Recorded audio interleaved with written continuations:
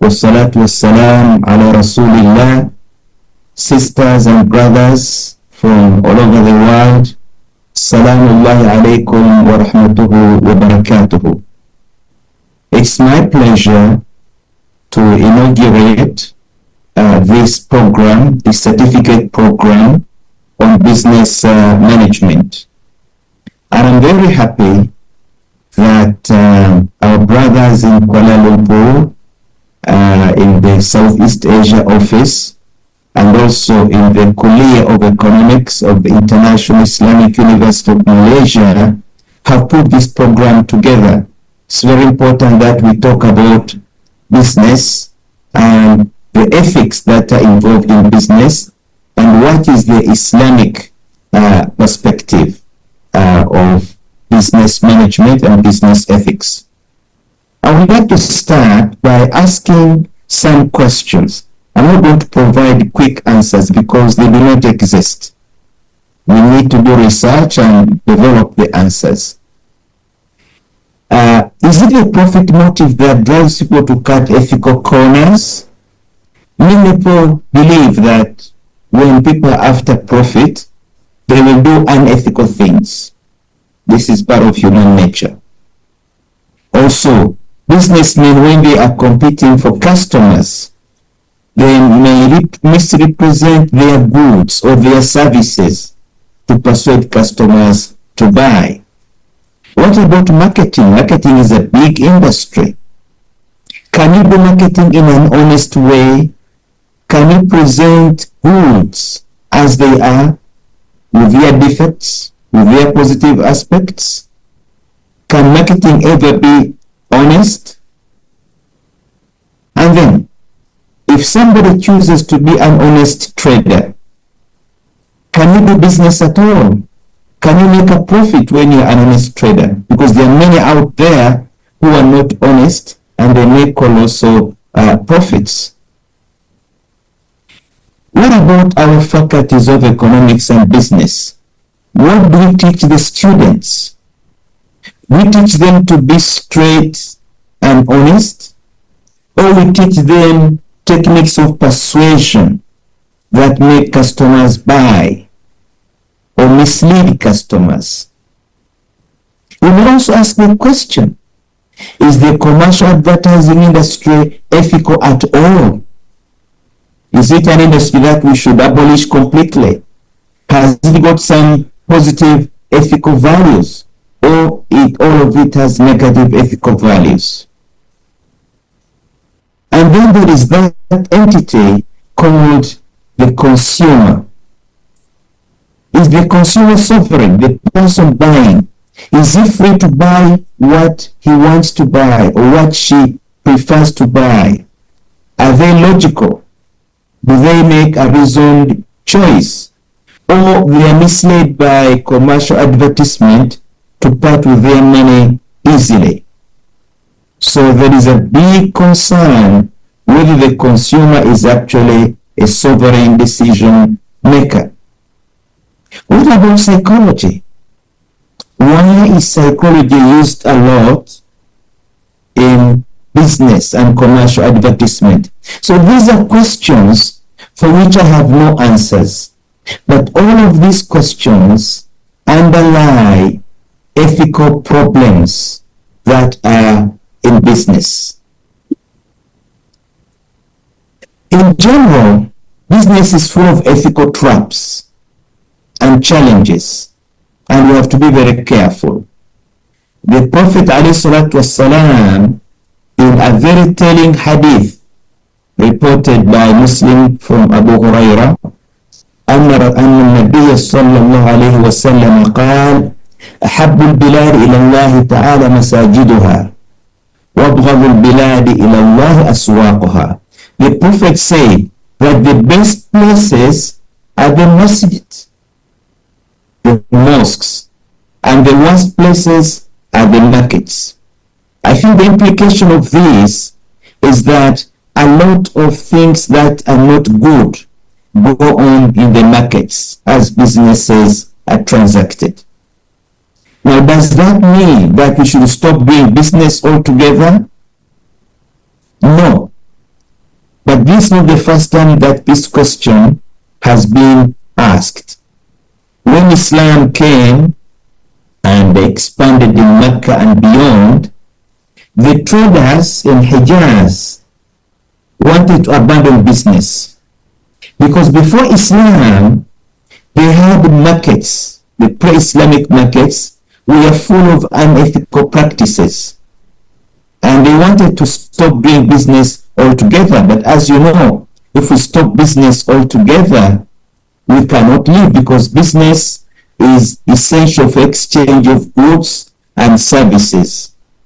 So Quran was revealed to tell them not to stop doing business. As is in Surah Al-Baqarah verse 198, Allah says, لَيْسَ عَلَيْكُمْ جُنَاحٌ أَن تَبْتَغُوا فَضْلًا مِنْ رَبِّكُمْ. There is no sin for you to look for good from your God. فَإِذَا أَفَضْتُم مِّنْ عَرَفَاتٍ, when you finish Arafat, remember Allah, and until the end of the verse. So تَبْتَغُوا فَضْلًا, this referred to trading, doing business. So Quran was telling them, no, you cannot stop doing business, because business has got potentially bad things in them. What we have to do is to avoid the ethical traps in business.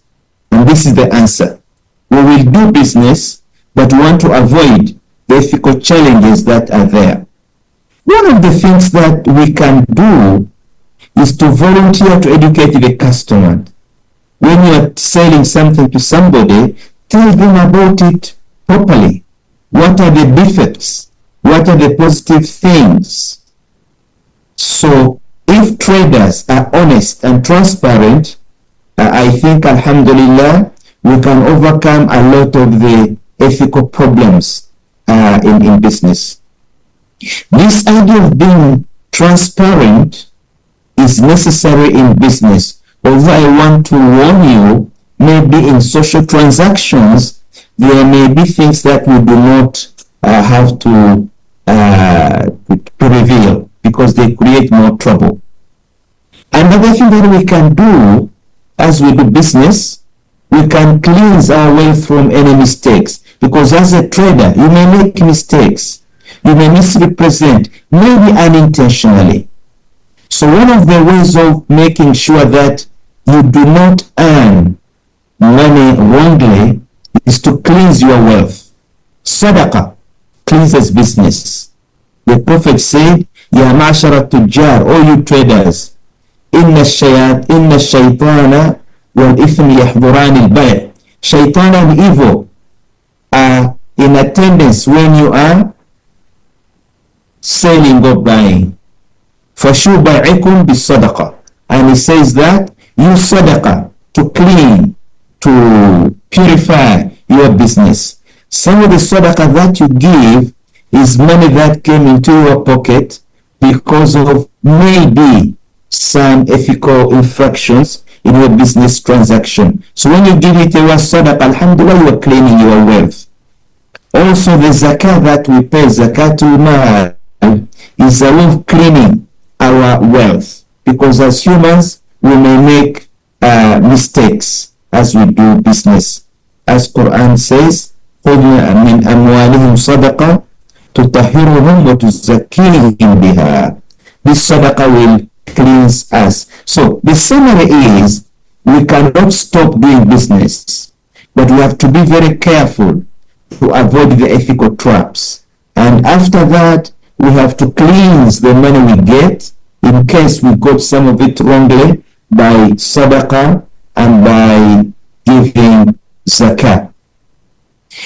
I want to say something that I think makes a big difference.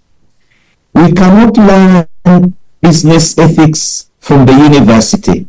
Maybe it is too late, because ethics has to do with akhlaq. It starts from the very beginning, from the tarbiyah.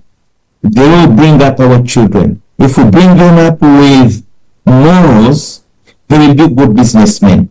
So I want to tell you the story of a milk vendor in Medina and her daughter at the time of Sayyidina Umar radiallahu anhu. في جوف الليل, in the middle of the night, يمشي الفاروق مع خادمه أسلم بن أسقى. Omar was walking in Medina with his servant to look at the conditions of the people. They got very tired and they rested on the wall of one simple house. But when they were resting on the wall of that house, they listened to the discussions that were going on inside the house. The mother was telling her daughter, قومي إلى ذلك اللبن فانضقيه بالماء. Please put some water in the milk. Their job was to sell milk. So the mother was telling the daughter to put water in the milk to make it bigger in quantity. The girl answered, يا أمّا, my mother, وما علمتِ ما كان عزمة أمير المؤمنين اليوم. Don't you know the decision of the Amir al-Mu'minin Umar today? The woman asked, وما كان من عزمته, what was that? The girl answered, إنه أمر مناديا فنادى. He ordered someone to declare in the city, لا يشاب اللبن بالماء, that milk shouldn't have water mixed with it, because that is cheating. So the woman told the girl, يا بنيتي, my daughter, قومي للبن فانضقيه بالماء. Please go and put water in the milk. فإنك في موضع لا يراك فيه عمر. Where you are now, Umar cannot see you. ولا منادي عمر, or the person who declared this rule of Umar. So the girl answered, والله ما كنت لأعطيه في الملأ.